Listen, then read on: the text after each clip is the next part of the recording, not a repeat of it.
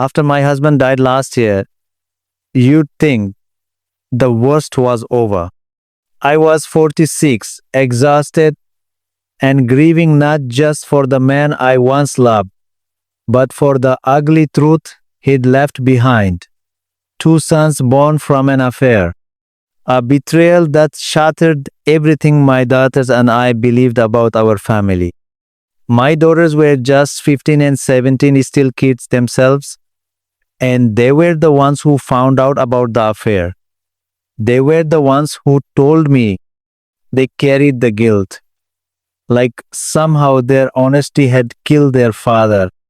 To make things worse, my late husband's parents, my ex-in-laws, decided they weren't satisfied with just their grief. They wanted control. They wanted custody of my daughters. And when I wouldn't let them move into my house, they started a crusade against me, against my girls, against the truth itself. It was my youngest daughter's birthday. She'd been through so much therapy, sleepless nights, panic attacks. I wanted one good memory. So I gave her a little money and told her to buy whatever she wanted at the market. For an hour, I watched her with her sister smiling, tasting chocolate samples, comparing jars of jam. It almost felt normal until I saw her phone light up. I'll never forget the tremor in her voice. "Mom, they won't let me leave. Please help me." My heart slammed against my ribs as I grabbed my oldest and ran. And there they were, 6 older women, faces pinched with moral superiority, wagging their fingers in my baby's face. "How dare you refuse your grandparents? Jesus teaches forgiveness." A good big sister would love those poor orphan boys. Every word was a dagger.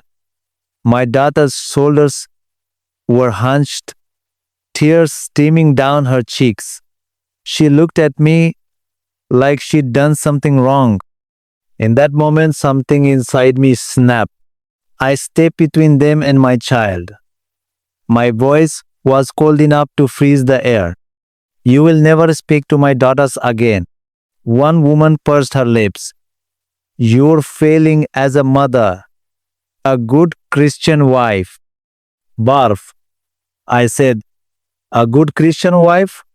My husband cheated, he lied, and you supported him." They started shouting over me, high-pitched, furious. People stopped shopping to stare. Finally, a market worker came over and told us all to leave. I walked to the car with those 6 vultures following me, hissing their judgment. My hands shook as I turned the key in the ignition. My daughter silent in the back seat. That night, after my girls finally drifted into an uneasy sleep, I logged into Facebook. A friend from the church sent me a screenshot of my ex-mother-in-law's post. I read every word. "They've left us homeless. They refuse to care for their orphan brothers. We took in a surrogate to give them siblings, and she abandoned the babies because they were boys." I felt sick, literally nauseous. She twisted the story so far from reality it was almost impressive. She'd erased the affair, erased the lies, and turned herself into a martyr. And the worst part? Her post was getting likes, shares, sympathy. A woman who called my daughters bastards was now basking in praise from her holier-than-thou followers. That was the moment I knew I wasn't going to let them get away with it.